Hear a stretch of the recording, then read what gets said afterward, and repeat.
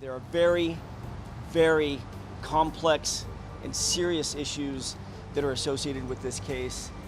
These need to be thoroughly but very carefully dealt with and examined. In a press conference earlier this week, Nick's attorney Alan Jackson potentially setting the scene for his defense plan after Nick's first court appearance got pushed to January 7th, when he will face 2 counts of first-degree murder. I suspect that the reason why the defense asked for more time for the arraignment is because his lawyer wants to explore whether or not there are potential mental health defenses. NBC News legal analyst Misty Marris explains how that diagnosis could impact Nick's defense if it's confirmed and if he's found to have killed his parents. If the diagnosis of schizophrenia is true, if there was an issue with his medication that could have created an altered mental state, this would flip the case on its head. First is a threshold issue.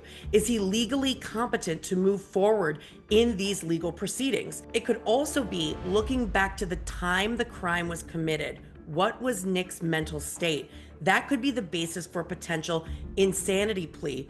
Or it could be something that mitigates the charges, meaning he was not able to develop the requisite level of intent required for first-degree murder. The defense could say, this is a second-degree murder case. Nick and Rob had openly talked about Nick's mental health and addiction struggles back in 2016 while promoting the film Being Charlie, which Nick co-wrote and Rob directed, including Nick's 18 rehab stints. I think it needed to happen the way it happened. I was a real, nutcase. I was crazy. It was more than drugs. It's really always about more than that. And I needed a lot of that sort of discipline. If the defense hinges on this change of medication, it will require expert input.